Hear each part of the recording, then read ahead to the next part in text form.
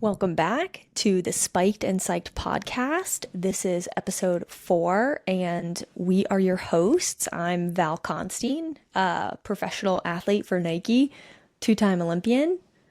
And I'm Kyle, non-athletic, regular person. I actually feel like that's probably not completely accurate. I feel like I'm decently athletic, but I am a regular person, regardless of athletic ability. Yeah, Kyle's pretty athletic. He plays kickball once a week, goes to the gym. Maybe not right now. Oh, yeah. That's a story for later in the pod. We'll have to tell you why Kyle has had to take a break from kickball. All right, so kind of jumping straight into the podcast.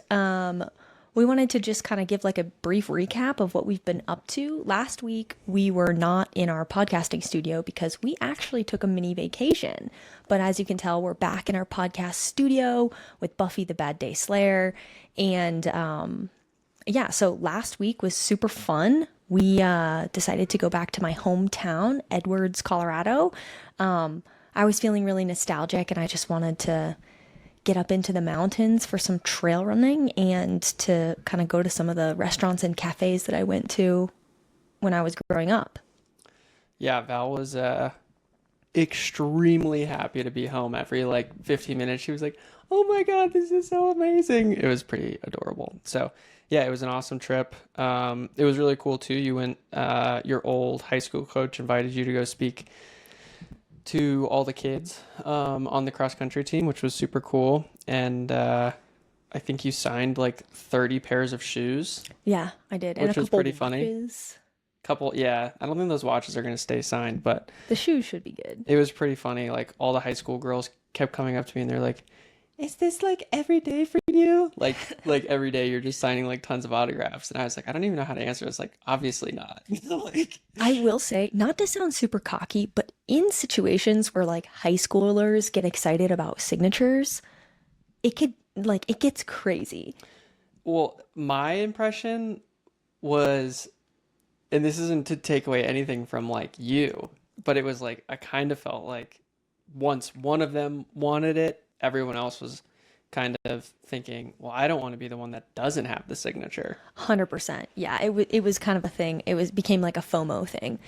Once 5 girls had their shoes signed, then it was the whole team, the whole girls team wanted to have their shoes signed. Yeah. Yeah, and the cool thing was, we found this out after, was the daughter of your knee surgeon was actually in the room.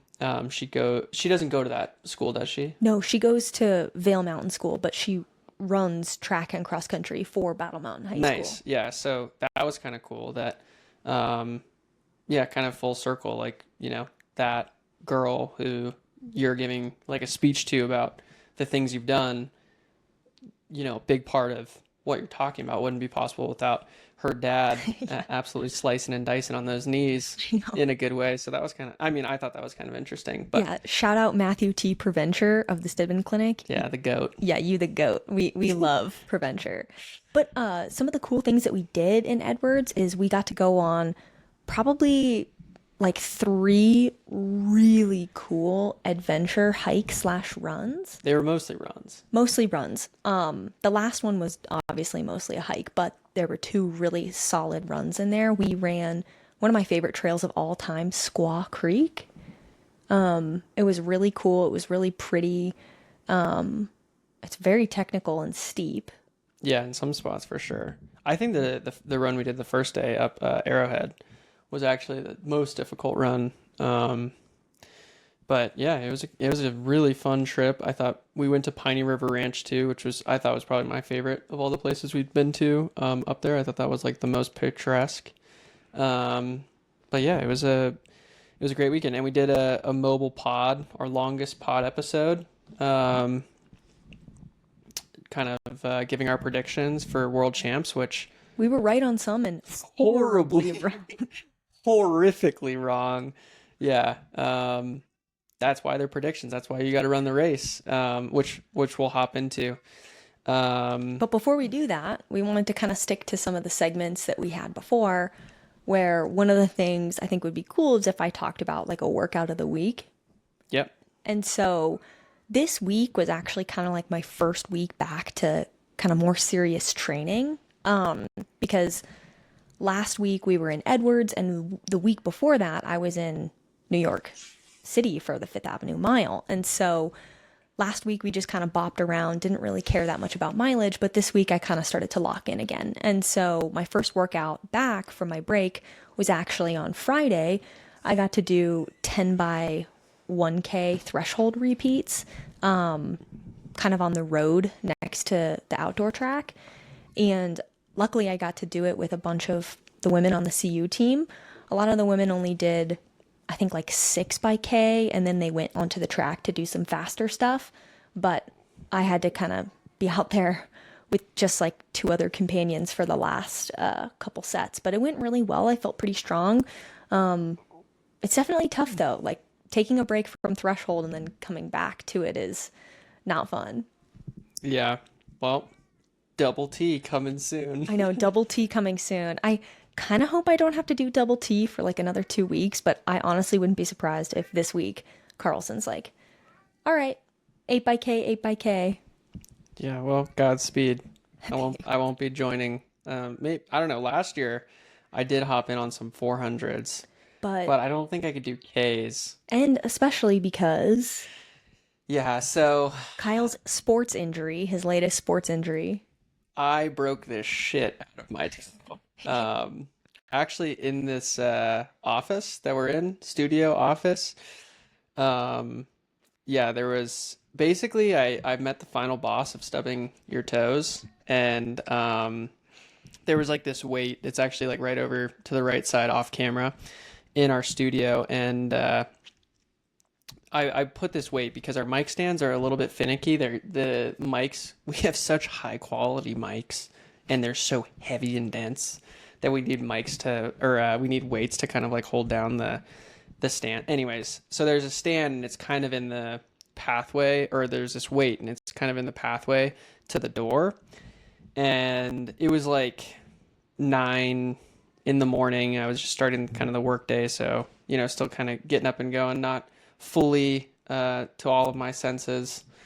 And yeah, I basically just full speed walked into this weight, basically like kicking, like walking speed, kicking like a concrete, like immovable object just with my pinky toe.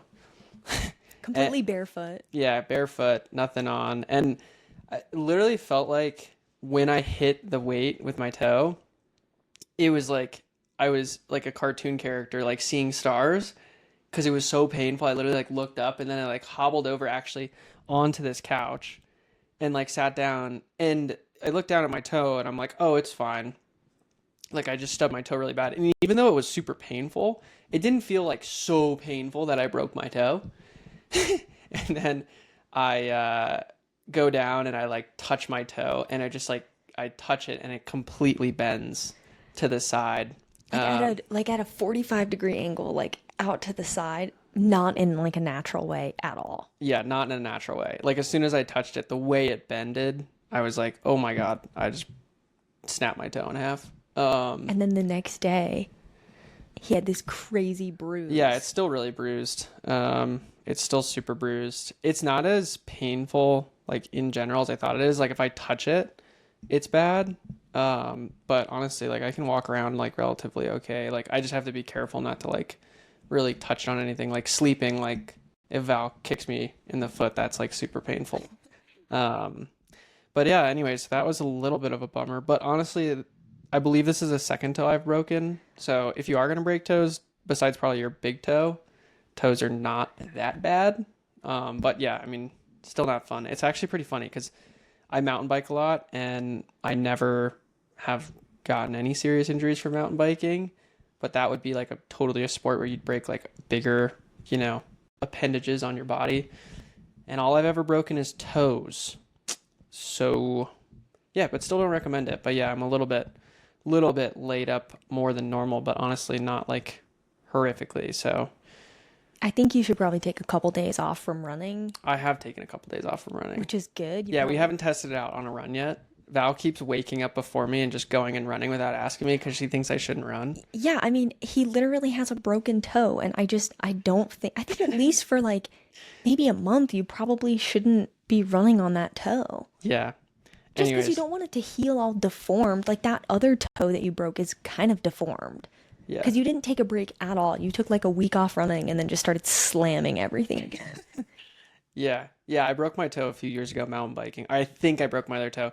And the funny thing is, I got my toe. So I went to the doctor to get it x-rayed because my dad was like, "Yeah, I mean like it's probably not a big deal, but like you have health insurance, probably just good to just go get it checked just in case there's something abnormal that maybe you should get it looked at further."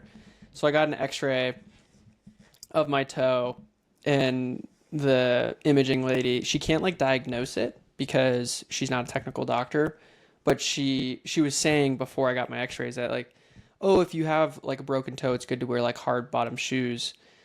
And then I was like, oh, well, you can tell me if my toe's broken, right? And she was like, no, I'm not a doctor, I can't. And then she she takes like two pictures of my toe, and then she just looks at me and she'd be like, yeah, I would recommend wearing hard bottom shoes. And I'm like, okay, cool. Oh, God. So, and then she actually took pictures of my other toe that I broke years ago. So I'm curious. I haven't gotten like the official report on that, but I am curious. But anyways, yeah, I broke my toe in the stupidest way possible. I definitely never want to stub my toe again like that. That was super awful. But anyways, moving on to the meat and potatoes of this pod. You can tell that we are all absolutely just aura farming in some okay, I'm sorry. In some very cool. What are we wearing right now, Val? So we are all decked out in Nike Vision right now. So Buffy the Bad Day Slayer has on a pair of like the Nike white Echo Shields. I have on a pair of the blue Charge Shields. And I'm not sure what Kyle's wearing, but his are red. Yeah. Well, we're talking about some fast people today. So we figured we'd wear some fast glasses from the one and only Nike. But yeah, World Champs just concluded. We just watched all the final events this morning. So day 9 just wrapped up. So I think the bulk of today's show is we're gonna run and gun through all the results of most of the finals from the World Championships. We're not gonna probably touch on everything that maybe we would want to because the episode would probably be like 5 hours long. But we're gonna kind of just run through everything, hit the highlights for us. Yeah, of the running events, because unfortunately we don't know anything about the field events. Maybe we're gonna next year. we're gonna touch on some of the field events. Yeah. Yeah, we're gonna touch on some of the field events, but yeah, definitely will not spend a bulk of our time on the field events. But yeah, I think we're just gonna kind of run through the World Championships chronologically, starting on day 1, similar to how we did predictions. Except this time we won't forget the women's 400-meter hurdles. Did we forget it? Yeah, we did it at the end, or it was the women's 200s. Yeah, whatever. Because we But, forgot. I mean, they were later down there, but okay. So first event, we did just say we're not going to focus a ton on field events, but the first event, and I do think it's worth mentioning, men's shot put. Ryan Krauser comes back, doesn't really compete like at all year due to injury, and wins. I mean, that's impressive. That's a GOAT. Yeah, That's the GOAT. Yeah. That's what you do if you're the GOAT. So shout out Ryan Krauser. No other American shot putters medal. Joe Kovacs kind of put the pressure on because he didn't make the team, and he said in an interview after the Diamond League final that if you're an American shot putter, you have to medal, and no one else did. So, but hey, at least we had the gold medalist. Okay, next event, women's 10K. Why don't you take it? Women's 10K was honestly a very exciting race, in my opinion. The top 3 was Beatrice Chibet, Nadia Batocletti, and Gudaf Tsegay. Okay, honorable mentions, Agnes Nitech as 4th, because she's a gutsy racer. Yeah, she also has all those races from Grand Slam. Grand Slam, yeah. And in our predictions, we missed Nadia, even though she was the reigning Bronze or silver medalist from Olympics. But yeah, she's a gutsy racer. She just puts herself in it. Double medal this year in the 10 and 5. That was the biggest thing about the 10K was like they were running fast from the beginning, but then pretty much after the first 5K, like some of these women decided that they really wanted to make it really fast, and it did speed up a ton. And Yeah, it was kind of like throttling the pace though. Like they yep, like it was kind of like fartlek totally. esque. But there were times where they were running like 69-second laps in this latter half of a 10K. And so they kept throttling the pace, and it was really impressive that Nadia just put herself in it. Like she never really led, but she was in the race the whole time and was there. And then when Beatrice took off in the last 400 or whatever, Nadia went right with her. But it is really impressive that Agnes was able to finish fourth because she's been racing a ton, and she was a part of the throttling of the pace a lot. So Yep. that was gutsy, ballsy, whatever you want to say. It was all of it. Yep. The Americans, Yeah, the Americans. I think Emily Infeld. I saw some of their interviews after the race. They were, I think Elise was probably pretty decently upset. It seemed like, and then I think Emily Infeld was happy. I don't know if she had like huge expectations. I think she was just very stoked to be there, have an amazing race at USA's. Um, and I think she's a world medalist already. It's not like she's. I mean, obviously she would love to have another one, but um, there's yeah, women in the race who are running 29 minutes in the yeah. 10K. So I think yeah. So yeah, Elise 12th, Emily Infeld 14th, and then Taylor Rowe 18th. Taylor Rowe's first World Championships. Yeah, I think Elise had a long season, especially with Grand Slam.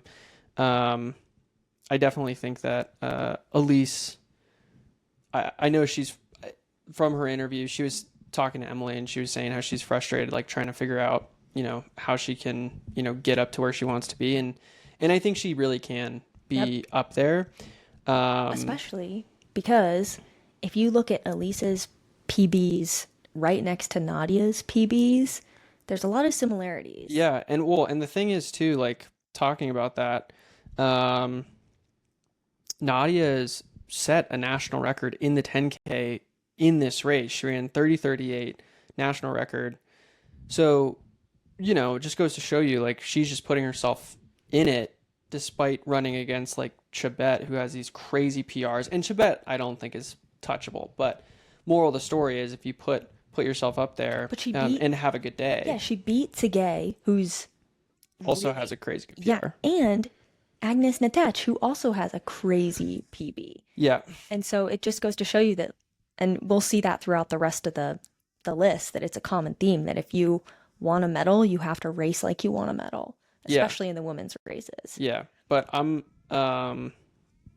hopeful for the women's 10K. No, yeah. I think we have the talent, and I think Nadia is a good representation that if you're just up there and have a good day, that you can be on that medal stand. But yeah, it's obviously really tough. But yeah, I mean, big things ahead for I think Elise and other 10K runners out there. Just keep chipping away. It's not easy these days. Right. Okay. Really quick mention, the next final was the mixed 4x4. Oh, right. Yeah. United States got first, and the Netherlands with Femke got second. I don't think we need to spend too much time on that, but yeah, I mean, not shocking that the U.S. wins a relay in a 4x4. Next event, women's marathon. Pretty impressive. Obviously, so the first person was Perez Jepchirchir. Second person was Tsiget. I can't pronounce her last name. Asefa. And then the third place was actually kind of a bit of a dark horse. Huge dark horse, I would say. She was like a huge surprise and was like got a lot of attention. Julia Paterna? I don't know. Paternia? Anyways, she kind of came out of nowhere. She didn't even know she was in third place. She thought maybe she was in fourth, but has a huge, like, all-time day on the day to have a day and gets third, gets a medal. And then, yeah, then Suzanne Sullivan, fourth. Yeah, in fourth. And to be fair, I'm not like the most educated on the marathon in general, but I honestly didn't know who she was before this, and to go get fourth at a world championships and she's 35. She's like a full-time teacher. Super, super impressive. I love stories like that where, I mean, especially being a teacher, that's not an easy job to be successful. I mean, in my opinion, like there's easier jobs out there to be a professional runner and have a full-time job, and teaching I wouldn't put up there as like one of them because you have to be in school. It's pretty restrictive with your schedule, but she crushed it. And then in 8th place, Jessica McLean. Yeah, 229.20. Which is really impressive to have two Americans in the top 10 and the highest placing one being 4th. That's like a great day for the women's marathon. So super exciting. And I guess, there's some world majors coming up now too. We've got Chicago just around the corner. And right after that, pretty much we have New York City Marathon. So a lot of fun stuff ahead. Yeah. And the women in the women's marathon, the U.S. women were like at the front the whole time. Like they kind of like made the race. And were rewarded with some pretty great finishes. So that's awesome to see. Next event. Yeah, women's discus throw. Only reason to mention that, Valerie Allman, Colorado native, dominates again. No surprise. Shout out Valerie Allman. I guess we could also mention women's long jump. Tara Woodall. Crushed it. Yeah, wins again, defends her Olympic title. So... again, U.S. crushing it. But moving on, men's 10K. What a race. Absolutely crazy race. Let's just go through the top finishers. So number 1, Jimmy Gressier, Frenchman, had a crazy kick at the end. And then Yomif Kajelka. And then Andreas Almgren. He's a guy who set the European record earlier this year at a Diamond League, which is really cool. It was a fast race at the end. It was a slow race overall. It was a slow race overall. Yeah, a little bit of a disappointing day for Nico, Grant, and Graham. Well, I think Nico not as disappointing because that's his highest finish ever. Definitely disappointing day for Grant Fisher and Graham. He put himself in it. I will say, like he was in it. He was trying his best, and at the end of the day, he's still pretty young. And the 5K is his best event, too. Well, the other thing... Well, I don't know if it's his best event. I mean, it's hard because no one really runs a 10K besides at, like, World Championships. But I will say that, Graham finished 11th. That's pretty good. And ran 29:01. And they won in 28:55. So it just comes... Unfortunately, it just comes down to a sprint. And I don't think... And we saw the way that Grant today ran in the 5K... I don't think No, I know, but he didn't want it to go slow like the 10K did because then it just turns into this crazy kick where you kind of leave a lot of stuff up to basically just on the day if you have the legs for the last 100 meters. And Gressier is good at these like sit and kicks. That's pretty much how he won the Diamond League final. Yeah, too. I mean he had an incredible World Championships because he did well on the 5K, but yeah, I mean. Crazy race. No one would have ever picked all those guys to be on the podium.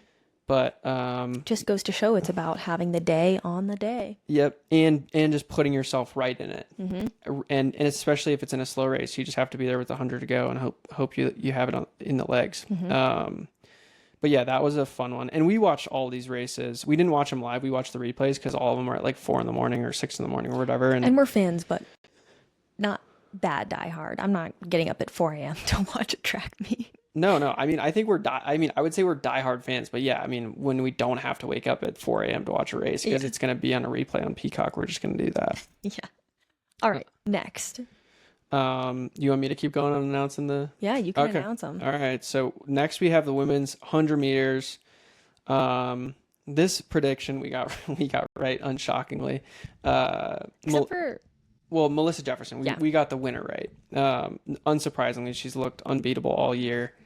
And then Tina Clayton got second from Jamaica, and then Julian Alfred, the reigning Olympic champ, got third. So and Sharika Jackson was 4th, and Shakari was 5th. Yeah. So we had 2 Americans in the final. Shakari doesn't defend her world championship. She's looked a little bit off all year. Not really sure exactly what's going on there, but it would have been hard to beat Melissa though. She's been on fire. Yeah, Shakari's gotten better. Like she did run her best race of the season. She ran a season best of 10:94. But Melissa Jefferson running 10:61. That's hard to beat. and she looked so good over the last 30 meters. She really She did. just ran away from him. So that was sick. It was cool. And she, I think, is just She's only going to get better, yeah, hopefully. and she's just awesome. Seems like she has like an incredible head on her shoulders, and yeah, I don't know. If she keeps this up, she's looking super tough to beat. Agreed. That 1061 is a championship record for the world champs. So shout out Melissa Jefferson, and it won't be the last time we talk about her either. That was quickly followed up by the men's 100 meters, which was a crazy race For a lot of different reasons. Yeah, my predictions in this race totally fucking wrong. Me too. But the world champion is Oblique Seville from Jamaica. Yep. And Kashane Thompson was second from Jamaica. So yeah, Jamaica goes 1-2. And then Noah Lyles gets third. Yep. And Noah struggles with the start. Like, he looked really good in the last, 20 meters, but at that point, he just had too much ground to make up. Exactly. Yeah. So that's kind of always Noah's thing. And then Kenny gets fourth, which is good. I'm sure Kenny's disappointed with that. He was super disappointed. But, this race was interesting because Tobogo had a false start. Oh, that's right. And so I think that, and I don't really know anything about sprinting because I've never really done it, but I would think that the start is so important that if a false start happens, it might kind of get in your head. And you might start to overthink your start a little bit if someone false starts right next to you, because Tobogo was literally right next to Kenny. Yeah, I think I saw an interview, like Sidious posted or something, where he said, because I think the interviewer asked him, like, hey, because basically Kenny had a bad race. I think Kenny would have been on that podium, but he actually could have beaten Noah potentially, but because he slipped in the blocks. Yeah. So he just had a really bad start, and then he had too much ground to make up, and just couldn't get there. So he said that the false start from Tobogo didn't get in his head. Okay. But at the same time, he also didn't have a good start. So I guess, you can leave that up to your own personal interpretation. And it's safe to mention that throughout this whole competition, it was on and off raining. Yeah. And so hot conditions. Yeah, so it was really hot and humid the whole time, and it would rain on and off throughout the day's competition as well. Like, when we turned off the TV today, it was like a full-on downpour during the last events, including like high jump, which I couldn't imagine high jumping in the rain. But anyways. Yeah, so that was an exciting one. Obviously, my predictions were wrong that Kenny was going to win, but I mean, maybe he could have, if he hadn't slipped in the blocks, who knows? But yeah, that was definitely another really, really good race. So yeah, but obviously Noah didn't defend his title, but I think the key thing with Noah is he's so good over the last half of the race, but if he doesn't have a good start, and in this one, it gets all about the start. Yeah, well, it's not all about the start, but you just can't have a rough start, and that's kind of always been Noah's hill to climb is getting a good start to put himself in it. Anyways, unless you had anything else to add, I think moving on to day 3, first event in the morning session was the men's marathon. And this was honestly a crazy race, a super crazy race. And the main reason it was crazy, at the end, Simbu got first from Tanzania over Petros from Germany, but it was literally a photo finish. It was 0.03 seconds separating them. I think this is the first ever medal for Tanzania, or gold medal. I could be wrong. Maybe it's the first overall medal, but I'm pretty sure it's the first gold medal. But yeah, there was a larger gap in the men's 100 meter dash than in the marathon. Crazy. That's insane. And third place finisher was, how do you pronounce his name? Dude, I have no idea. Ilyas Owani? Aowani. He's Italian. Yeah. And so Italians having a good meet. Yeah, Italians have been doing well in the distance events. Clayton Young was 9th and Reed Fisher was 28th. I'm sure Reed would have liked to finish a little higher, but I think Clayton's goal was to be in the top 10. He said he was disappointed. Okay. Yeah, he said he was disappointed. He said he was gunning for a medal. And I think that's the weird thing with the world championship marathon's a little bit weird because you see a lot of the top dog marathoners, they don't opt to do the marathon. Which is kind of, I don't know, maybe it's because the way their contracts are written that there's more incentive to do world majors than there is world championships, but it seems like someone like say Connor Mance, I mean, you would think that he would have had a really good shot at winning this whole thing. But opts because he's going to do a world Chicago, major. probably. Yeah, Chicago or New York. I can't remember which one. But yeah, anyways, so crazy that it came down to like a sprint finish in the men's marathon. So that was definitely Exciting, probably. yeah. We didn't watch that one live, but it was definitely cool to see the replay. I think just quick mention because you have to men's pole vault. Mondo sets another world record, 6.30 meters. At this point, his biggest competition is himself. Yeah, I mean, it's always been himself. I mean, he beat everyone else by 0.3 meters. The second place person jumped 6 meters. And I will say one of the coolest moments besides watching you race from the Olympics last year was being in the stadium after the women's 5K when Mondo set the world record in Paris. So yeah, absolutely electric. But yeah, that guy, I would be so curious to know what his bonus structure looks like because if he has I'm sure he has a world record bonus every time he does it. So he's just like, oh, I'm just going to raise the mark 1 centimeter. So I can do it again. And again and again. Well, you only get one world record, so once a year. So like if he breaks his own record 5 times a year, he doesn't get his bonus 5 times. He only gets it once Well, it a totally year. depends on how his contract's written. You don't know that. I mean, it's pretty uncommon for them to have that. But he might have. I mean, I an doubt athlete like that can probably request whatever they want. Maybe. But yeah, you would think Puma would be like, fuck that. Yeah. Like, Also, though, Mondo Duplantis is an absolute dog because he sauced up Karsten Warholm in that 100-meter exhibition. yeah, we need more races like that. We That need was more sweet. races like that. I want to see it again. I want to see them duel again. Yep. Okay, next. All right, moving on. We're gonna skip the women's hammer throw because we don't know shit about the women's hammer throw. Men's 3,000 meter steeplechase. Banger race. Oh my god, So exciting. so insane. I'll let you take it and I'll follow. All right. Number 1, world champion, Jordy Beamish. Boulder local, trains in Boulder with OAC. Kiwi. Yeah, I mean beats El Bakali.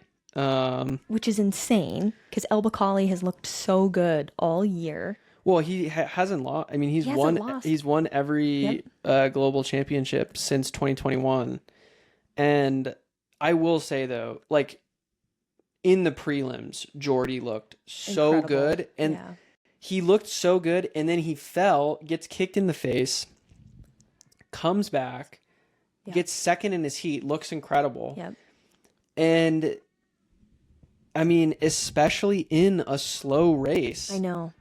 I mean, what do you expect is going to happen? Especially because Jordy Beamish, he's kind of been injured for the last couple years, and he's not coming off a perfect season. Yeah, I mean, he's got to be the god of cross training. Oh, I'm sure. Well, he's very talented and very hardworking. And when you put those two things together, really special stuff. Well, and if you just have the mindset, especially in a slow race, right? Like Totally. and in slow races like that, I mean, 8:33, right? Like that's an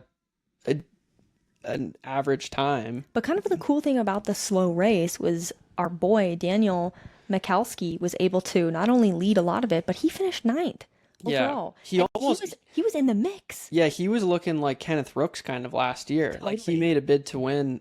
Not to. I mean, it didn't look the same. Like it wasn't. Move. Yeah, it was. But I mean, to be the only American in the final, and then To out-qualify 2 guys who have he was the guy that we were like he makes it. Well, Great. right. We were kind of like, I don't know if he'll make it. I know. And I don't think that's an unfair, like not to be unfair to him by any stretch of the imagination. It was just like he doesn't have the experience. We don't know.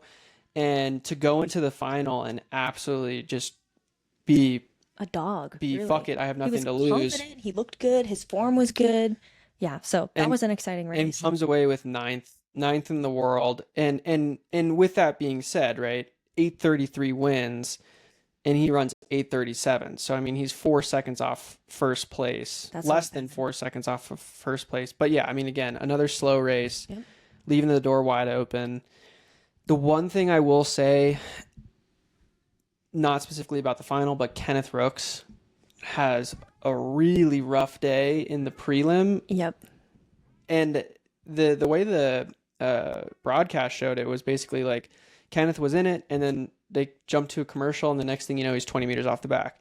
They didn't say he fell, but really bizarre race because he looked good at USA's, like good enough that you would expect him to at least qualify for the final. Isaac Updike obviously had a rough day, but I mean, he also is very capable of making the final. But yeah, really, I would love to know more about what happened with Kenneth Rooks in the prelim, because that's obviously a huge disappointment for him. So feel for him. Yeah. Yeah. All right. Next event. All right, next event. But yeah, shout out Short Jordy Beamish. That was I know. such an insane race. I wish I put money on you because I thought you could win. Or Yeah. thought Jordy could win, and I didn't put money on him. But like his odds were like massively, and anyways. Okay. Next event, we'll go through this one quickly just because we don't have a ton on this one. But women's 100-meter hurdles. First place, I'm going to butcher this, from Switzerland, Ditaji Kambunji? I don't know. Toby, and then in second, Toby Amusan from Nigeria, and then Grace Stark gets on the podium with third. Masai Russell, unfortunately, has a really tough day and finishes off the podium. So doesn't defend her Olympic gold, but she'll be back. Yeah, she'll be back. She's incredibly talented, incredibly hardworking. I think didn't she like hit a hurdle or something? There was something where it was like, Yeah, oh my gosh. yeah. The interesting story, right? Like the cool thing about the World Championships in general is there's so many like crazy exciting moments where you have huge underdogs have great days, or just there's incredible races, but at the same time you have really disappointing days. I feel like what I saw on Instagram, for example, or like on social media, is like you have elation from the people that crush it, and then like every other post is like someone's like, I'm so upset. Yeah. Yep. So 100%. That's the way it is at the Olympics, except probably worse. and 'cause at it's the that Olympics. level, it's just so unforgiving if you have a bad day. Unless you're like a Sydney McLaughlin and have a relatively bad day, you're not winning. So, Yep. but yeah, Masai Russell will be back. But shout out Grace Stark. Yep. And the girl from Switzerland sets the national record. She has the day right. It's like, And she ran really well. Yeah. It looked good, and that's a huge win for Switzerland. yeah. So that was also a sick race. Obviously disappointing a little bit for the United States to not have the double podium, but life goes on, and Masai Russell will be back. Okay, day 4. So next event. Actually, these are good ones. Women's 1500-meter final. This one was sweet. Yeah, obviously. Yeah, The podium. So the podium for this, Faith Kipyegon wins. Big surprise. She's been looking just so good all year. When she ran at pre, I just kind of knew that if she could keep that momentum, she probably had the world championship in the bag just because of how good she looked at pre. Doris Ewoy, her Kenyan teammate, was second, so that's really cool to see. And then Jess Hull gets third. And for a while, I was really worried that Jess Hull wasn't going to make it on the podium. She was right behind Faith with like 200 meters to go, but then tied up big in the last 50. She didn't. Yeah, she didn't tie up as bad as she did in the Olympic or in the Diamond League final, but she held on. Which was awesome. Nelly Chepchirchir was closing on her hard, but Jessica Hall was able to stay just in front and of get her. that podium spot, which is huge. Yeah. Nikki Hiltz for 5th. I mean, I'm sure that Nikki was hoping to finish higher. We all thought that Nikki had a chance at the podium, so I'm sure that they're a little bit disappointed in that. But at the end of the day, you know, top 5 at a world championship, I think that's Nikki's best finish. Yeah, but best finish ever at a World Championships. Best place, They're getting better best finish for an American in the 1500 in a long time. since Jenny. Since Jenny Simpson. And so that's huge. So we're definitely making a step in the right direction. Speaking of steps in the right direction, even though Sinclair Johnson was 13th, she put herself in it. And yeah, she died a painful death in the last 400.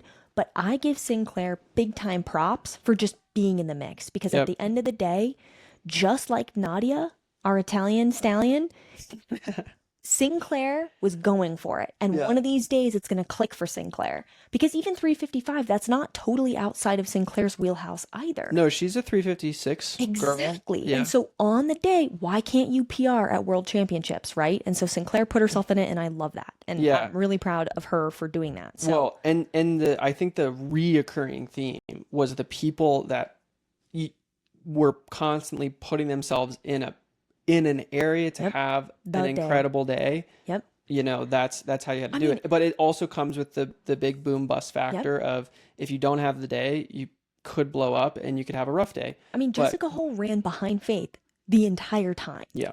And I think that if Jess hadn't done that, if Jess had been more conservative, she probably still would have died in the last 100, but she wouldn't have died to 3rd place. She could have died to like 5th or 6th. And so it's kind of like, well, you gotta just put yourself in it. All right. Yep. Let's move on. Moving on. 110 hurdles. High hurdles. For the men's. We got this one right. Yeah. Cordell Tinch. And then Orlando Bennett and Tyler Mason.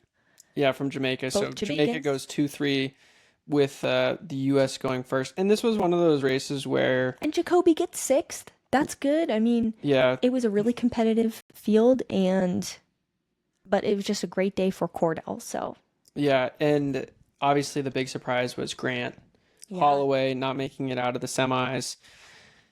He's had a rough year. Sounds like with his knee injury. And we didn't know. Like we obviously he's good enough that you can't bet against the world champ. Yeah, world champ, Olympic champ, and like the GOAT in the event, arguably. Besides, I mean, he doesn't have the world record, but if he had that, he'd be like the undeniable GOAT of the event. Mm-hmm. But yeah, he's had a rough year. Again, the highs and lows of the world championships, right? You have the defending Olympic champ not even make the final because of a rough year, and then Cordell Tinch, a D2 guy. I have teammates that watch this guy run like the 4th fastest time. Apparently he ran like 12:87. I think he went to Pitt State. So he's a D2 guy, so shout out D2. And he was a cell phone salesman, like before he kind of, started having a comeback in his running career. So stories you just love to see. So shout out Cordell Tinch. Mm-hmm. Absolutely incredible race. And thank you for not making us look like clowns as well, because a lot of our other predictions didn't pan out. Yeah. But that was a great race as well. All right, moving on. Anything else on that? No, that's it. All right. Okay, just a quick one. Shout out to the women's U.S. pole vault team. Katie Moon jumping 4.9 season best. Sandy Morris 4.85 season best. Going 1-2. Things you just love to see. And then Tina Sutije, I don't know exactly how, but she got 3rd in 4.80. And then we also had 4 Americans in the final. Hannah Mole and Amanda Mole, twins, tying for 6th place at 4.65. They're twins, and they tied for 4.65, 4.65 meters. That's kind of funny. And they both got 6th. That is kind of funny. I mean, I feel like I would want to kill my twin if... Yeah, being a twin would be tough in the same event. Like, especially if you're both. Do you negotiate for the same contract? Like what? I don't know. Oh, geez, yeah, good point. But anyways, that's That's sick. Women's pole vault in the U.S. absolutely dominant and has been for a very, very, very long time. Okay, the next event, the one closest to our hearts, women's or 3K your heart, steeplechase. Let's go. So the podium was Faith Chirotich wins over the Olympic champion Winifred Yavi. And then, kind of surprise, Sembo Almayo. You can just get fucking torched on our pronunciation. This Yeah, race was really exciting. If you yep, don't mind, I'm just gonna yeah, go yeah. through it Go, real go, quick. go, go. So from the gun, pretty much two races separated almost immediately. There was a top race where I think it was obviously Chirocic, Yavi, this Sembo lady, Geruto, and the Ugandan Chamaya, or what's her name? Pruth, Oh yeah, Chimutai, but she Chimutai. she fell Yeah, like twice, I but think. basically, it split up and Marwa. So there was like okay, there was like seven women who were in that lead pack who were running. I think their first K was like 2:55, something like that, like pretty fast. Yeah, it was they were yeah, it was 2:55. The guy said they were on world record pace, and it was like roughly world record or maybe a little bit behind. Yeah, a little bit behind world record pace from the gun. And then the second pack kind of formed immediately, and they were running closer to like 9:15 pace pretty much from the gun. And all of three of our Americans were kind of in that pack, with Angelina Napoleon kind of leading that second pack for most of the race. And Angelina did well. She actually finished ninth overall, Kaylee Mitchell right behind her, and Lexi Halliday in 14th. But the real star of the show, I think, was Marwa from uh, Tunisia, yeah, Tunisia. sets a national record, Runs finishes a nine, fourth. yeah, a 9:01, runs a national record, runs a new personal best, finishes fourth, really not that far behind Sembo, who was third. And basically what happened is in the last lap, a bunch of drama occurred on the last water jump. So Faith and Winifred were kind of going away from everybody else, and it was really a race for third. And there was probably three women all vying for that position. And the Ugandan woman takes a tumble, ends up dropping out of the race, and Geruto falls and trips up another woman in the water jump, opening things up for Sembo and Marwa. And so, kind of in that last 100, Marwa comes back from basically being seventh to fourth in the last 100 because she was in the race. Yep. And I don't know, I just thought that that was so cool because Marwa has had kind of an up and down season where she's run, like I think 9:06 or something in Doha and then 9 like 14 at pre and She's just always going for it. You just that's have to really respect it. yep. The one thing about Marwa that I'm a huge fan of is every race you see her in, she's just always gunning. She's always putting herself in a spot where, something crazy happens that she could have an incredible day. And I don't think she's run a PB all year, but No. then, But then but this, she keeps putting her yep. nose in it and she has a great day. I And mean, she saw, she's right off the podium, yep. which is always a tough pill to swallow, but gets a national record, and yeah, she's rewarded for just continuing to go for it. Because she was there with 200 to go. A Yeah, bunch of drama happened because people were, because other women put themselves in deep water as well. yeah, And the drama occurred, and Marwa stayed out of it and was able to close hard. And so it's just really, really cool to see. massive, massive, massive props to Team USA because Yeah. for in the women's steeplechase To because we send sent three rookies to the final. to send three rookies to the It's huge. final. And I mean, I think ultimately, like, is such an insane year for Angelina Napoleon. And I mean, Kaylee and Lexi. no, no, no, for sure. But Angelina Napoleon, I think she's 20 years old. She's still in college. I mean, she's gonna hop right into cross after this. Yeah. Um, but to get ninth in your first world final Yep. and not only make the team against no one. I mean, I think everyone thought it was possible, but also at the same time, I don't think people would have picked her to be on the team. Right. She gets second, then she makes the final, and also I will say the prelims were a little sketch for the U.S. women because they all finished fifth in their prelims. I think Kaylee, like, there was enough separation that it was fine, and it was like Kaylee was like good. And Lexi's was okay. No, Lexi's was the scariest one. Oh, Remember, right. Lexi's was the scariest one. Yeah. I couldn't tell if she was slowing down just to conserve energy because she thought she had fifth secured, but sixth place was coming right up on her, and she looked like she was going to get nipped all like close. But then she put into another gear and was good. But yeah, I mean, I will say we watched the men's steeplechase I know. prelims, and we were like, holy shit, this is sketch, because it went, I mean, relatively like not well. Yeah. And we were like, fuck, I hope the women's steeplechase for the Americans goes well, because And then the it went. men did so like underperformed, especially with Kenneth Rooks.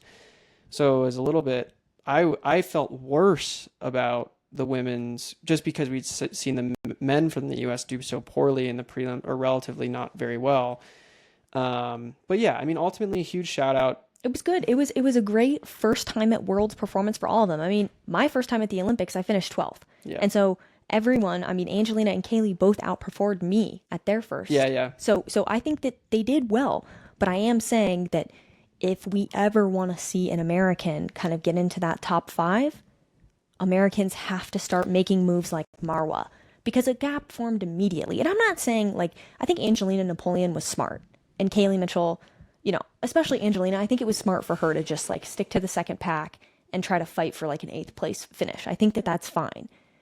But I do think that if any of these 3 women show up to the World Championships in 2 years, I would love to see them or myself or whoever play a Marwa card and just put your nose in that top pack. Yeah. I think it's really tough for them being at their first World Championships to. Well, right. I didn't expect any of them to, make the move for that top pack. That was like the one thing, like we didn't expect them to. Yeah, obviously we didn't expect any of the Americans to be on the podium this time around, but in a couple years, yeah, it would be cool to I see think that happen. the thing that you're trying to get at is the thing that we've seen it, and I guess it's kind of like a no shit Sherlock sort of thing that maybe we're saying as people like, yeah, guys, no shit, but you have to be up there to give yourself a chance. And I think in the women's steeplechase there was such a clear break. Yep. That it was, I mean, literally, It's sixth place was 9:06, and then the next closest place was 7th, Gessa Kraus, with a 9:14. So I mean, literally, like there was just 2 different races, because the 9:06 Nora Geruto what went with that front pack, and then Gessa was the first person in the second pack. Yep. So no, yeah, agreed. But I mean, huge. The American women have a ton to be proud of. Yes. I'm sure Lexi was probably disappointed. But it's her first time going. But and yeah, competing, but so they did great. They did great. But I do think though that 9:06 was 9:06 was 6th. So it's like Kaylee and I mean they're all there. They run the American women had run 9:08 to 9:10. So you'd think that like, hey, Marwa ran a PR in the final. So, I anything's think possible. Yeah, Especially but if you're there. very excited. I mean, 3 women into 3 rookies. 3 rookies into the final for the US. The future for women's steeplechase is very bright. And Agreed. I do think that the US is 100% deep enough that if you make the team for World Championships or an Olympics, the standard going forward is that you make the final. Yeah. And I think that they ushered that in. They did. They did, because It's been a little bit in a little while. in a few years. I know that in 2022 they all made the final. Yeah, they did in Eugene. That was a lot of the old guard: Frericks, Coburn, and Wayman. Yeah. So, but that's the new standard. That's the new standard again. Like, it used to be Frericks, Coburn, and Quigley were, Making the finals. Yeah. And But I think the depth now, like there's not just like 3, like, there was always kind of like in the past, there's always been like 2 or 3 US women that were like really, really established, really, really good.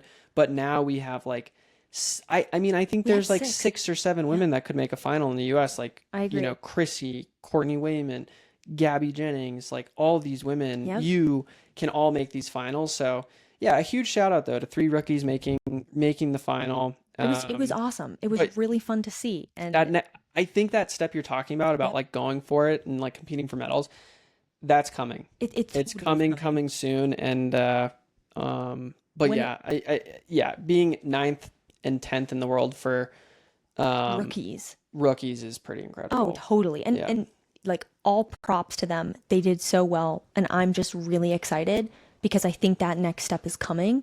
And I think it fired you up. It did fire me up. Like as soon as they ran, I was like, all right, I don't want to take another down week. Like I want to start working out. So, Yeah.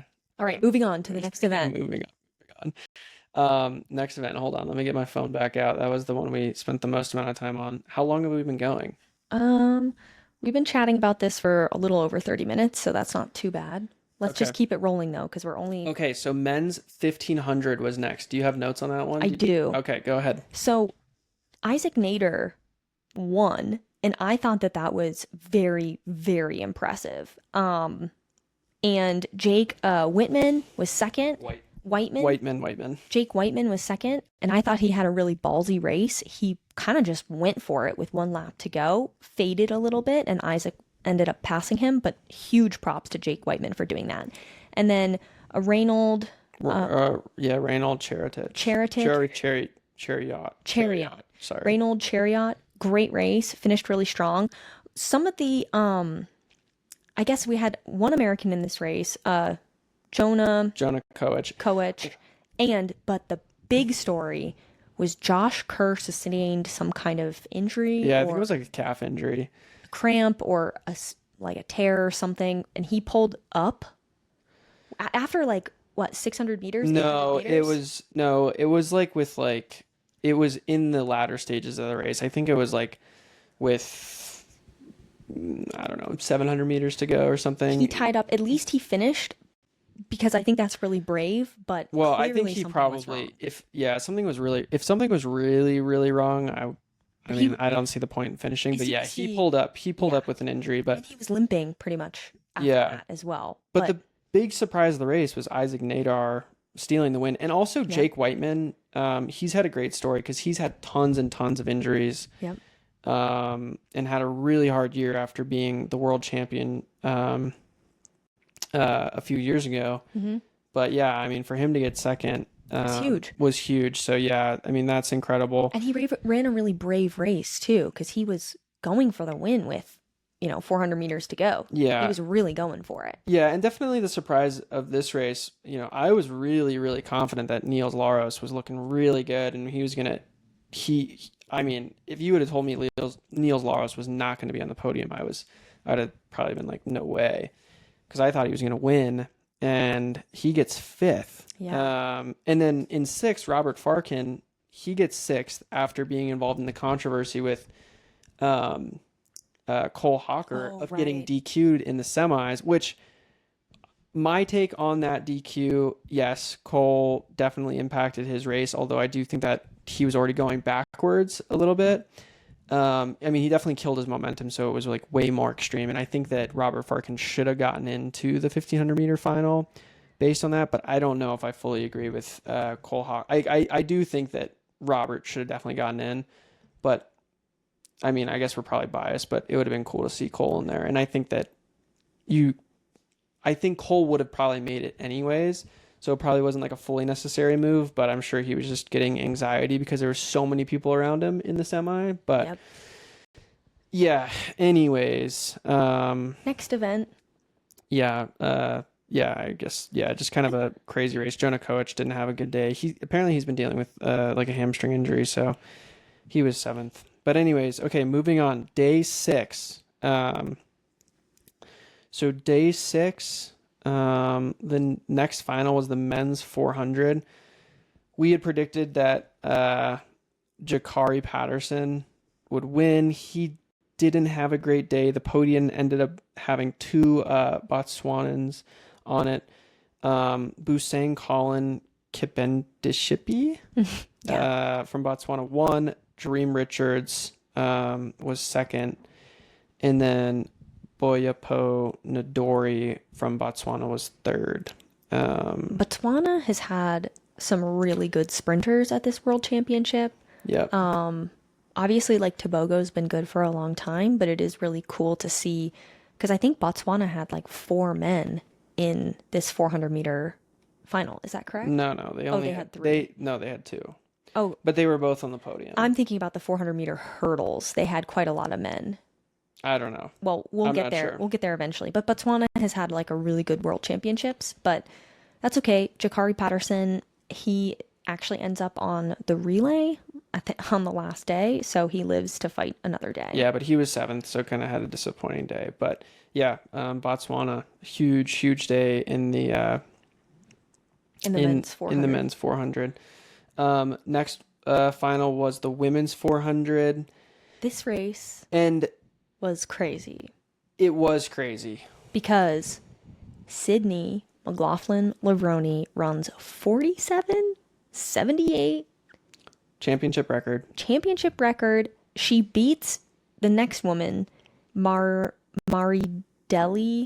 It's Paulino. It's Paulino. Paulino and Nasser are the two big dogs of the event. Yep. And she beats Paulino by a decent margin. Well, not that much. I mean, both those women run under. So Cindy McLaughlin runs 47:78. Paulino runs 47:98. Running under 48 seconds in the women's 400 is crazy. Yeah. And Nasser still runs 48:19. And I think Sydney is the second fastest woman of all time in the event now. But she looked so good in the prelim that it was like, yeah. But I mean, it was exciting. It was still a lot more competitive. Like after she ran that prelim, I was like, oh shit, she's just gonna run away with this again. She did have to fight for it, but she did look so smooth. Yeah, I mean, she's so fucking good. She's really good. So it was really cool to see her kind of, I guess, step out of her comfort zone a little bit and run an She open definitely four, stepped out of her comfort zone for sure. I mean, when you're talking about basically, I mean, as close to a guaranteed win in sports as you can get is like Sydney McLaughlin in the 400-meter hurdles, outside of some catastrophe. But yeah, she mixes it up, tests herself, goes and wins the women's 400. World champion in the open 400, which is really cool. All right, next event.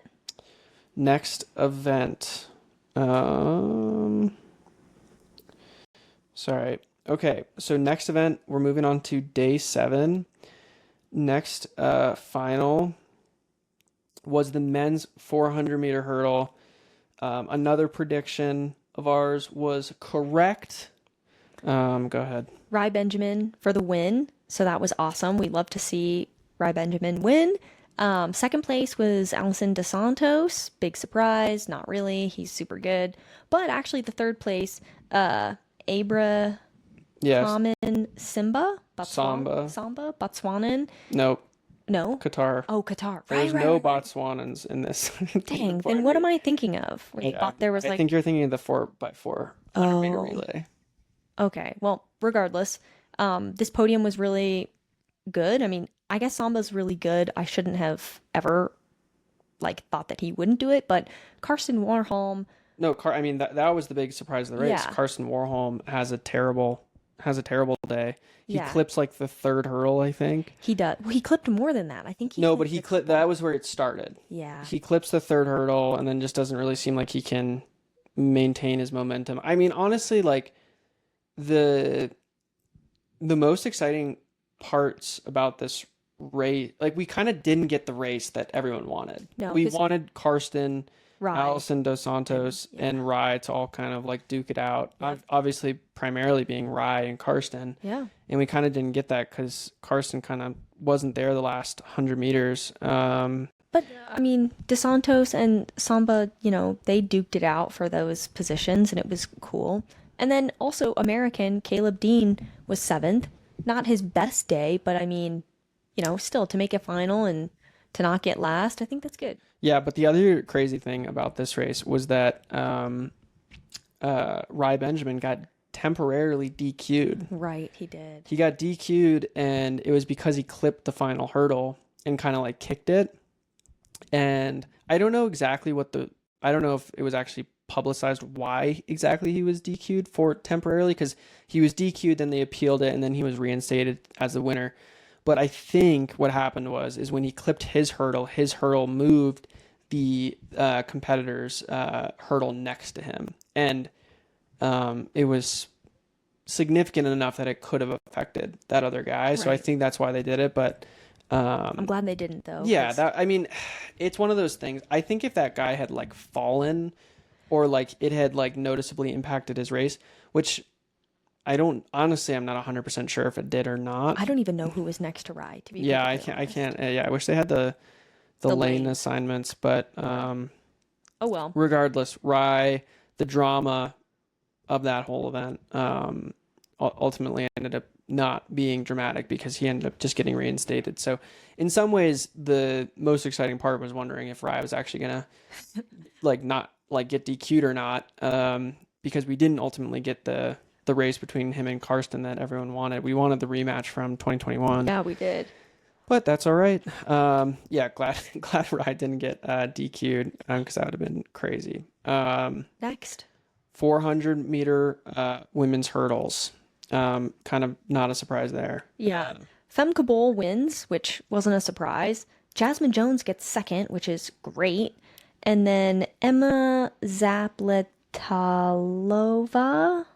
Talova. She gets third, national record. Yep, huge day. Yeah, for her. But yeah, Femke Bol, no surprise, runs a world lead, 51-54. Anna Cockrell gets fourth. Yeah, and that was the big disappointment. because Anna Cockrell was probably in third with like 100 meters to go, but tied up pretty big. And then Emma was actually able to pass her there at the line. Well, and she was the reigning Olympic silver medalist. Yep, that too. So, and she beat Femke Bol in that race. Yeah. It was Sydney, then it was Anna Cockrell. So, obviously she looked pretty devastated She did. after Yeah. the race.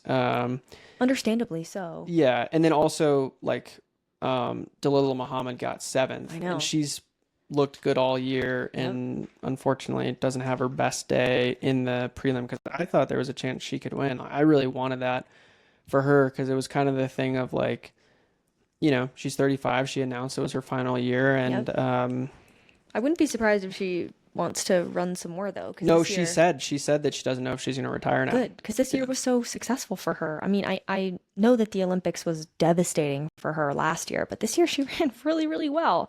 So She had a great season. she did have a great season. And I was, and to my, like when we were talking about it in the predictions on the last pod, we were saying like if she goes and wins, she should just retire, go out on top. But because she finished seventh and she had a good year, it's like, well, maybe give it another go. Like, yeah, exactly. there's not much to lose, and being a I mean, as long as you still have the fire to keep it going. Yep. She had a good year, and it's not like, I don't think there's an issue continuing to go after you get seventh, right? Agreed. Like yeah. you don't get the opportunity to retire like on the podium or a medal, so you might as well see maybe next year you can. Well, next year there are no world championships. Well, but there's the ultimate championships, and I'm not 100% sure if the 400 hurdles might be at the world ultimate championships. oh, cool. Well, maybe they'll also have the 3K hurdles too. I doubt it. No, but, they won't. They might have the mile. which would be interesting. Okay, moving on. All right, next event. What do we got? Oh yeah, the men's and women's 200-meter final. So we'll start with the men's. Huge day. Yeah. Huge day. Noah Lyles for the win. Kenny for second. Then Brian Lavelle, and then fourth from Jamaica. Tobago. Yeah, Tobago has an off day, gets fourth. But yeah, it was a very exciting race. Really cool. Yeah, Noah looked great, I thought. Yeah, I mean, well, the thing is like Noah, I mean, in any event, Noah hasn't looked like crazy good in any event this year, but then in the prelims goes and runs 19:51. Yeah. And looked incredible. Yep. And yeah, I mean, I would have put even if he hadn't run that in the prelims, I would have put him to be the guy to win. Yeah, but me too. After watching him do that, it was clear that he was the guy to beat. But And Kenny looked good too. I mean, Kenny looked really good. I know really Kenny- want to see Kenny get that world championship Yeah, me too. in one of the events at some time. I think he's one of those guys that's so damn consistent and so good, but just hasn't quite gotten that top step. He's gotten a ton of silvers, I know. especially in the 200. Yep. So, I mean, Kyle and I were just talking today. We were watching the men's 4x1, and Kenny was on that. And we were just commenting that, like, Kenny's form is perfect. yeah, he's like a machine. He literally looks perfect. Like, if you could imagine the most perfect running form in the world, it would be Kenny. Yeah. Way better than anyone else. Like all the other dudes that were on that 4x1, yeah, they looked good, but nobody looked as perfect as Kenny. And so Yeah. Kyle was just saying that like being that perfect at running maybe isn't something that you're born with, but it's totally something that you could just work really, really hard to accomplish. Yeah. I mean, again, we don't don't know. know. We don't know fucking anything for sure. But to me, it's like, yeah, I don't think, I mean, yeah, there's some people that just obviously are born with like naturally beautiful form. And maybe Kenny just fucking runs that beautifully just normally. But he probably works. But he probably, I get the sense that Kenny works really, really hard. Yeah. And, it would be cool to see him dethrone Noah Yeah, at some in one of point. those events. But I mean, I think especially the 200. I mean, I think either one he would be really happy beating him in. But yeah, I mean, It was still a good race. it'll just if Kenny can never knock Noah off, it'll just be that much sweeter because he just hasn't been able to do it yet. So yeah. Anyways, that was a sick race, and Noah looked really, really hard to beat. But also, Kenny runs a season best in 1958. So And Kenny looked great also. yeah, U.S. men go 1-2 on the podium. So great race. Moving on, women's 200 meters. Also sweet. No surprise. Melissa Jefferson wins handedly. Running away with it. And kind of a surprise, though, pleasant surprise, Amy Hunt. Huge race for Amy Hunt. Gets second. And then Sharika Jackson gets third. And then we actually have 3 other Americans, in the race. How do you pronounce battles? Anavia. I don't know. I don't know if that's exactly, but it's Anavia Battle. She got 4th, which is huge, I think. I mean, I'd be good. happy with that.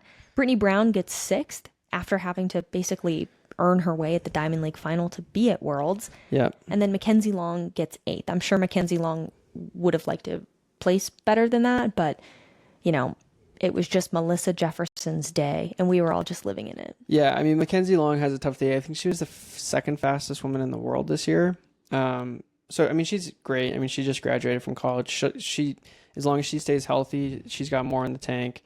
But yeah, Melissa Jefferson, I mean, Melissa Jefferson, absolutely incredible season. Just, again, if she can stay healthy, she's got such a good head on her shoulders. I mean, it's hard to imagine her losing if she's healthy in the next especially the 3-4 years. Especially the way she's been racing this year. She's been racing like she's been unbeatable. Yeah, the step she took from last year to this year is absolutely incredible. And so I think it's probably just like a matter of just going from, thinking to like knowing how good she is. Totally. But yeah, Amy Hunt, kind of out of nowhere. I think great day. She wasn't necessarily even a shoe-in to make the final. Yeah. And she goes and gets second. Huge surprise. So that's super cool. I think she's also a total sport team total athlete. I think, yeah. And then Sharika Jackson, after a tough year last year, I think she didn't compete at the Olympics because of injuries. So coming back, getting third on the podium, I think she seemed really happy about that. But also for the U.S. to have 4 of the 8 ultimate finishers, it's good. It just stacks the odds. U.S. women's sprinting men and women's is always insane. Yeah, exactly. Moving on to day 8, the penultimate day of the championships. Let's see here. Women's 5K. This race was super exciting. And super unique. Yeah, because it was slow. It was a slow race, at least slower than not slow relatively, but right, slower than it has been historically. Like they weren't running a couple seconds off world record pace from the gun, which is what happens in a lot of the other women's races. So, the podium was Beatrice Chibet. She was victorious over Faith Kipyegon. It was a very impressive battle at the end, but Beatrice just looked absolutely phenomenal. Stormed past Faith in the last 100. And her form looked beautiful. We were watching it and we're just like, holy shit, she looks good. She looked so good. And then on the podium again, our girl, Nadia B. Battecletti, the Italian stallion, gets on the podium again at the World Championships. And just like she did in the 10K, Nadia just put herself in the race from the gun, did not ever give up. And when Faith made a pretty big move with, I guess, like 600 to go, obviously Beatrice and some other women and Nadia went with it. And in the end, Nadia never gave up and died for third. Yeah. So if you're going to die, dying for Well, third she didn't is really pretty die. good. She just didn't have quite the kick. I mean, she was just over a second off of Chibet.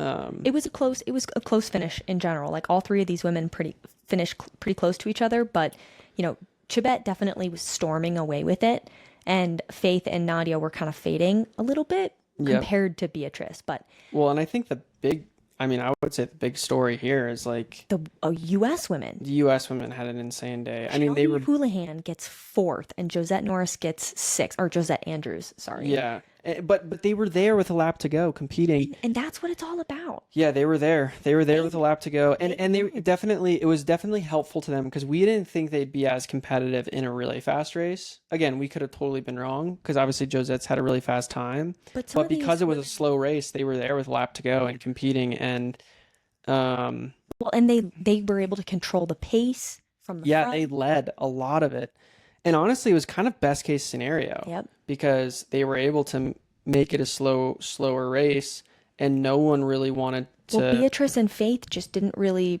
want to make it a fast race. It didn't seem like Well, because. I think they're just so confident in their kicks. And I also think a lot of the women in the 5K were tired from doubling back in other events because there were obviously women in this race, Shelby and Josette included, that didn't have to race other races at World Championships. They only had a 5K prelim in their legs. But a lot of the other women, including the podium women, had other races in their legs coming into the 5K final, Yep. including the 5K prelim. All of the podium. Yeah, I mean, And- Chibet had the 10K, Faith had the 15, and All then three Nadia had the 15s. 10K. Yep. And So, the 5K crazy. prelims. So, Oh, yeah, that's true. everyone was really tired from racing so much. And so it was, but at the end of the day, like, it's just so cool to see Americans up there because honestly, like, Shelby had a great day. Nothing against Shelby, but when Beatrice and Faith and Nadia made that final move, Shelby didn't go with it initially, but Shelby was closing really hard at the end. Yeah, I know. I think she could have made. I mean, I think it would have been tough, but maybe she could have snagged a podium.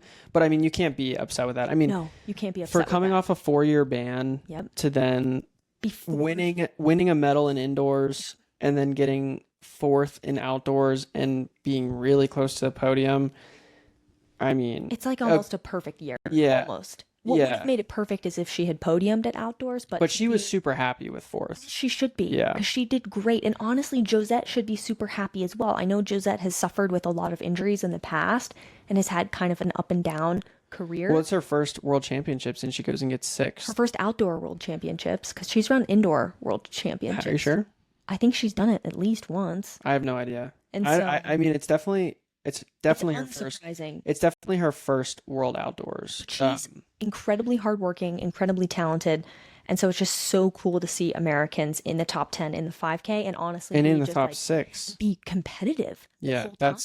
that's the So it was- best. I don't even know.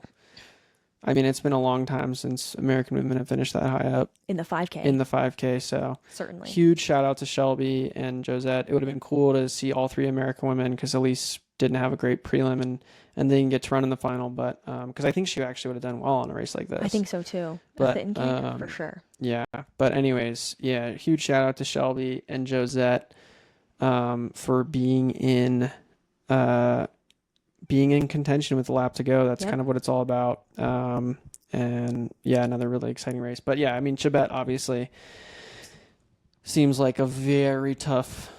It was no contest in the Yeah, women's. she just looked so good over the last 100 meters. She just looked so smooth, so clean, and yeah, powered her way through to another world title. Next race.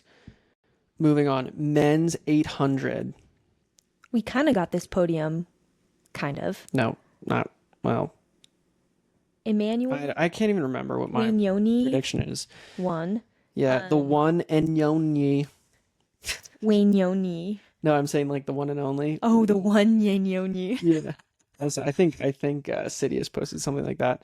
But Emmanuel for the win. Kind of no surprise. He's looked really good, but Yeah. it was kind of a In close championship finish. record, 141.86. And he led the whole thing, wire to wire. I mean, he was leading, I think, from like the gun. He was, but it was close at the end. Number two was Uh, Jamel Sid Jati. Sajati. Yeah. And from Algeria. And he was on the podium last year in Paris. Yeah, Yeah. but And it then, was close between those two. yeah. And then Marco Arop was third. And apparently he said that he'd been struggling with an Achilles injury all year. So for him to be on the podium is awesome and run 149.95, a season best. I mean, it was It was a very fast. fast Hmm. a very fast final. But yeah, Wyoming has been the man to beat. And I think the only other thing to mention in this race is that there was no Americans Yeah, in the final, and that was definitely a bummer. Definitely we had the talent. I mean, Bryce Hoppel had gotten fourth last year. Um, Donovan Brazier is a world champion, so he could have been up there, but it and was then just sometimes you have a day and sometimes you don't have a day. yeah, so it was definitely a bummer to see no American men in the 800 But they'll probably have an 800 at final. the Ultimate Championships. So Yeah, yeah. I mean, the good thing is I think that they're again another event with a lot of depth in the U.S. So and I mean like what's his face? Oh my God, I'm blanking on him. Who's a guy that did make the team? who didn't make the team? Josh Yeah, Hoey. Josh Hoey Yeah. Um, and Hobbs he beat Wyoming at Luzon. and Hobbs Kessler too. Like Hobbs has had Yeah, a Hobbs had a rough year, but so yes, for sure.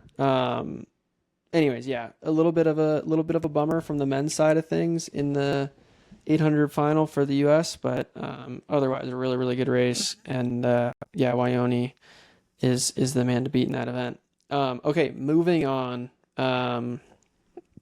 The last day, tons of finals. Obviously, it's the final day, but I mean, okay, women's 800. this Well, race this race was was fucking incredible, it was really cool. and So I think for a very specific reason. a very specific reason it's very cool. But the podium was Lillian Adira, second place Georgia Bell, and place Keely Hodgkinson.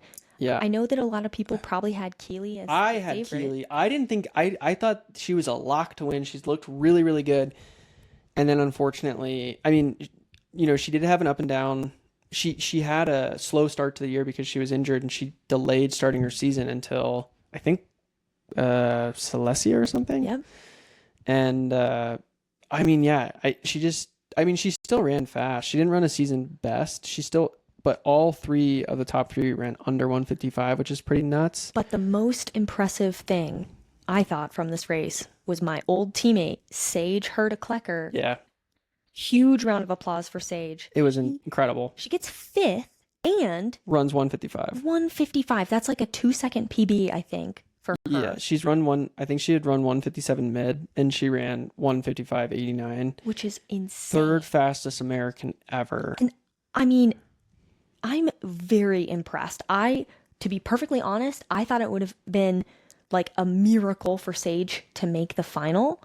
And then obviously she makes the final, no problem.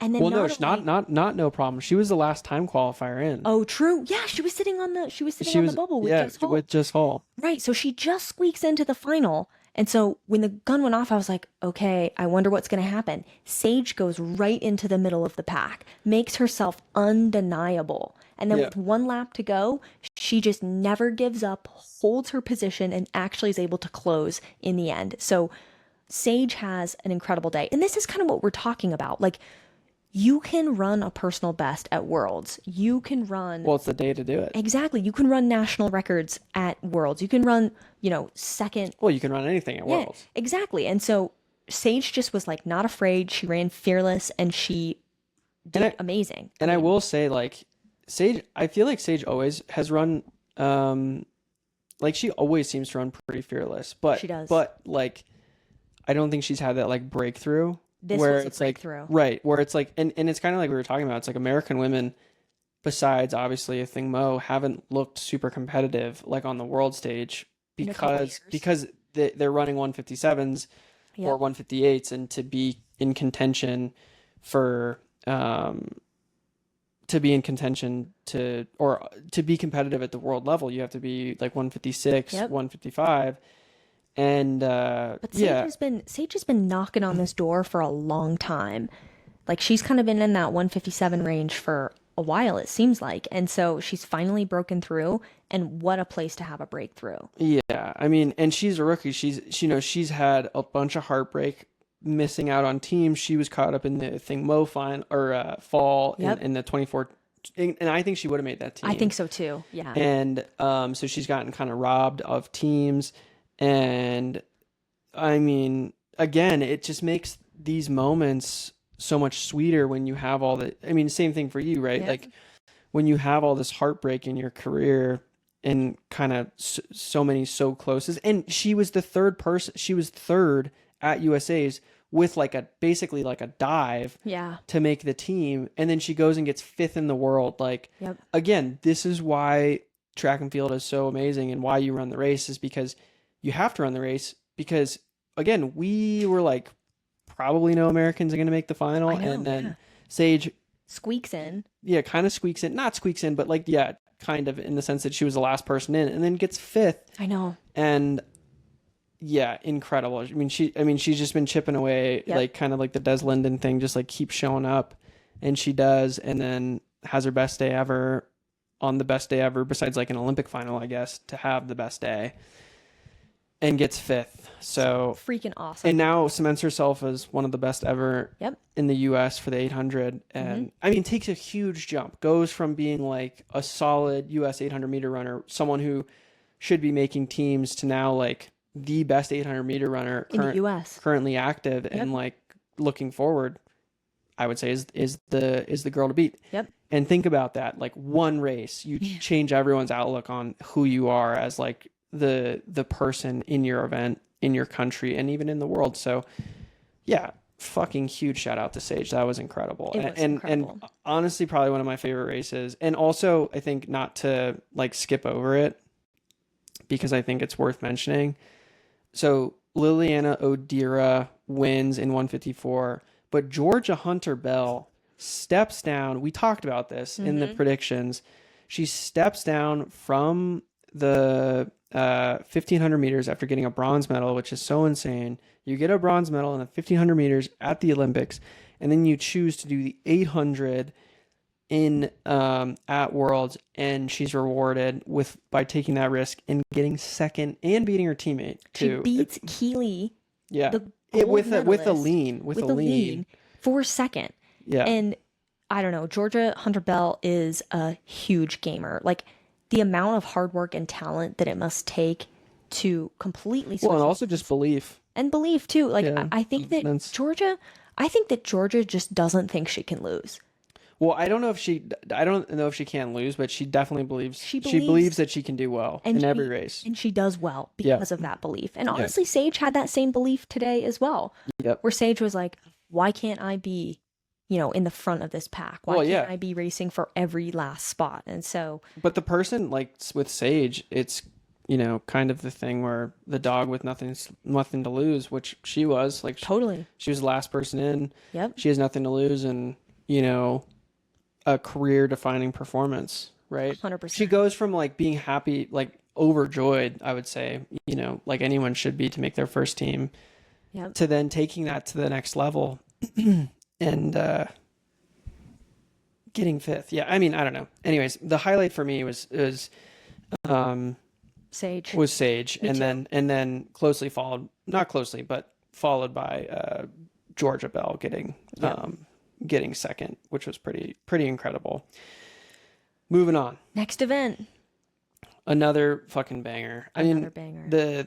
The best these two races might have been the best two races of the meet. I mean, maybe besides like Jordy and the 3K steeple. I thought, I personally, I'm biased. I thought the women's steeplechase was awesome. Yeah, it was good. It was very good. I mean, obviously you're biased, but yes. I'm biased. Yeah. But I think outside of my own bias, I do think that this women's 800 meter final and this men's 5K final were also my favorite Yeah, events. totally. All right, well let's just rip this band-aid off. Cole freaking Hawker dude. for the win. Cole fucking Hawker. Cole fucking Hawker for the win. Second place, Isaac Kimeli. Third Yep. place, Jimmy Gressier. Fourth, Kai Robinson. I know he's a Kiwi, but still, the dude trains In Boulder. in Boulder. Sixth, Nico Young. Eighth, Grant Fisher. And honorable mentions, 10th, Jakob Ingebrigtsen. Yeah. One thing just to mention, because you mentioned Kai. Objectively, OAC had an incredible meet. Objectively. Yeah. Between, obviously, Kai getting fourth, Sage getting fifth, and then obviously Jordy winning. Yeah, Jordy winning. And that British dude. Josette getting sixth. Josette getting sixth. Yeah. The shaved-headed British dude. Very good representation for OAC or for Boulder. The German guy too in the 1500. Yeah, yep, sixth. Robert Franken. Yep. Farken. Yeah. Not Franken. Farken. Yeah, OAC had an incredible meet. Sorry, not to derail, but still, it's cool to see Kai Robinson up there because I know that Kai, he's obviously incredibly talented and really good, but I don't think he's necessarily had the season up until this point. Well, I mean, again, it just goes to show you that like literally nothing matters. No. And this race was crazy because it was very unlike the 10K, where in the 10K it was very much a slow sit and kick type of race. And obviously that didn't, play to Grant's advantage in the 10K. So I think for this 5K, Grant wanted it to be fast. So Grant kind of pretty early on in the race, like after the first lap and a half, decided he wanted to make it honest. So he sped up quite a bit. Yeah. And it wasn't crazy world record pace or anything, but it definitely wasn't. I mean, it wasn't slow. I mean, No. They ultimately ran under 13 minutes, like Cole won in 12:58:30, which That's anytime fast. you run under 13, it's very fast. Yep. And yeah, I mean, Cole just looked great. he looked so good, and I mean, obviously had so much I mean, again, I wouldn't have. I mean, I don't even think we talked about Cole in our predictions for the 5K. We had like Grant and Nico on the podium, Yep. and again, like rightfully so. Those guys are so good. And they did well. But Cole just obviously like, had the day. but also I think he just had the fucking fire from getting DQ'd. And he even said in one of his interviews that, it felt personal that Sure. that like they DQ'd him, and it was really important to him that, he go redeem himself. And he looked, I mean, it was kind of, the thing is when you have these, same thing with Jakob, when you have these 1500 guys that also have the, cardio Yep. for the strength for the 5K, they're just so damn good because they have the best kick. So, I mean, yeah, he just ran away with it. And he believed he could win. He was undeniable today. Yeah, he stormed away with it. Yeah, he stormed away with it. You got to feel a little bit for Grant Fisher. Yep. It's kind of been a difficult second half of the year. Obviously was Because coming off an indoor season where you're the world record holder. world record, well, double. Yeah. 3K, 5K. Yeah, and then going to Grand Slam And winning and everything. winning. basically. Yeah, besides Philly because he didn't race. Thinking you win all this money, which doesn't sound like any of them have been paid yet. And again, we kind of talked. I guess we didn't talk about it, but you saw some people that were in Grand Slam, and obviously you had people that were in Grand Slam, like Cole was in Grand Slam, and he crushed it. Yes. But you also had people, like Gabby Thomas, was injured. Yeah. Doesn't make the doesn't end up going because Agnes of Netech Achilles. Went to Agnes Netech. Yeah, she found herself off the podium, and she was racing all the Grand Slams. Yeah, I mean, again, you can't really say. I mean, you could maybe. I mean, it'd be interesting to ask Grant if he felt like Grand Slam affected his season, but That's okay though. still, I mean, 3 American men in the top 10. That's huge for the I mean, 5K. the U.S. it's like the U.S. and Kenya. Yep. Like, Well, in the medal count too, like if you looked at the final medal count, US had the most medals, followed by Kenya, and obviously many of Kenya's medals Well, were it all coming comes from from mostly distance. and mid distance. Yeah. And that's where all Kenya's medals were coming from. And so, yeah, I mean, it really is starting to, especially on the men's side, it's kind of boiling down to the Kenyan men versus the American men, which is crazy. And I mean, anyways, that was an exciting Yeah, race. that was an exciting race. It was interesting. Jimmy Gressier is a gamer. Yeah, Jimmy Gressier, he Gressier, yeah. he puts himself in it. That's the biggest thing is Yeah. He's a gamer. it comes down to just believing that you can do it and being in the mix with one lap to go. And Gressier just he put himself in it, Yeah. and you know he probably believed the whole time he could be on the podium, if not win. And so, pretty awesome. Yeah, but Bright, obviously, I mean Nico Young, I think potential future. I mean, would be shocked if he never gets a medal I know or a world championship or needs to. Olympic championship, whatever. He just gotta stay healthy. Yeah. That's the biggest thing. He's so good, and Yep. and Grant too. And Grant too, like all of these guys, Cole, Nico, Grant, everyone, if they can just stay healthy and keep building, that's going to be the most important thing. I mean, that's the way I look at things too, is like, you know, even for myself, I just need to stay healthy and keep building. Yep. So, Yep. okay, let's move on to the relays. All right, let's just go through these quick. Okay. The big upset I thought was in the men's 4x4, Yep. Botswana won Over the U.S. over the US. It was pouring rain, which kind of sucks, and I'm sure that was difficult to deal with. But anyways, South Africa was third, and honestly, it was pretty close between the US and South Africa there at the end. Yeah, it was a lean. Yeah, we exactly. won by a lean. We won by the 1,000th of the second. And I mean, huge upset. I mean, I will say that like Botswana had a lot of good guys. Well, they had two people on the podium in the men's 400. Yep. But I think still, like, you know, the U.S. men have been extremely dominant. So huge upset. And then, and then South Africa almost nipping second. But yeah, I mean, a little bit of a bummer for the U.S., but obviously Botswana had a huge great day. day for Botswana. So pretty cool, but it's okay. A lot of those guys on the Team USA, you know, they'll be run a lot of events too. Yeah. Women's 4x4, Team USA wins. Dominated. Yeah, absolutely dominated. It was rainy, and everyone was talking about how Team USA might be able to get the world record, but because of the rain, I thought they still ran a championship record. They did. But and yeah, sorry, go ahead. Because doesn't the Soviet Union have the... Yeah. Okay, so that has a sketch. big question mark next to it. Jamaica gets second for the women's 4x4, and then Netherlands gets third, which isn't a surprise because I feel like the Netherlands has... They have really good 400 runners, especially being anchored by Femke Bol. It's kind of like being anchored... I mean, the U.S. is anchored by Sydney, and then the Netherlands anchored by Femke, so... And then women's 4x1 was next. Of course, Team USA wins. We had Melissa Jefferson start for us, which was surprising to me. I thought she would finish.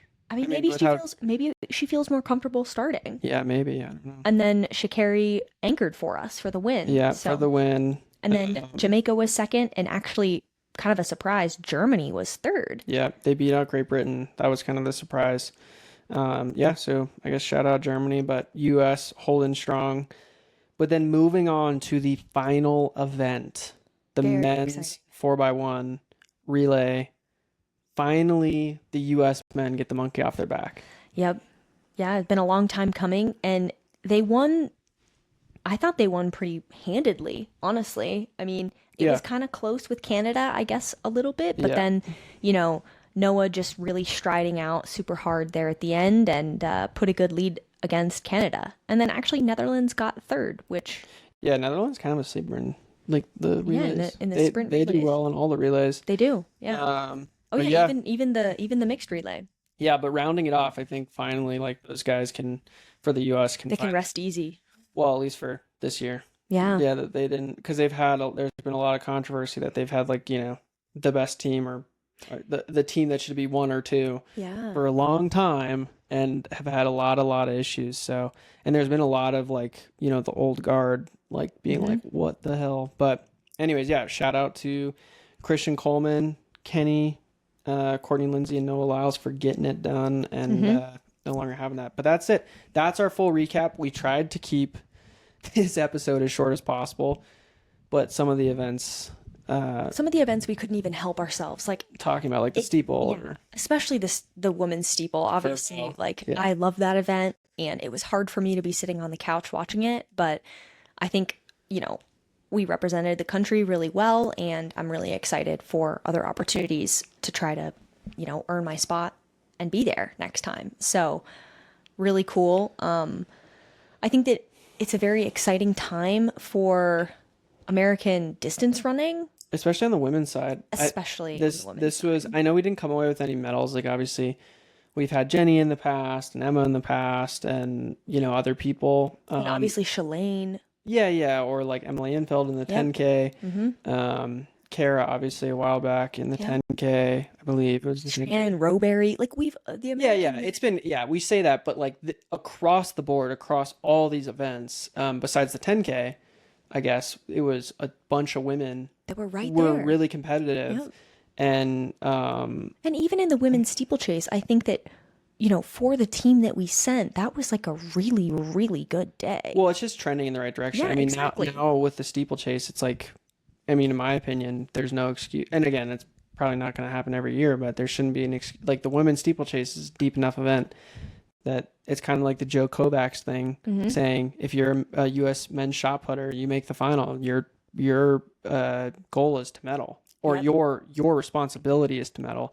I would say now with like Angeline Napoleon, Lexi Halliday, and Kaylee Mitchell, And with the my- depth that, and well, with no, myself and but Courtney Wayman. with right, with the depth that we have. I mean, I think there's 7, 8 women that could Yeah. make.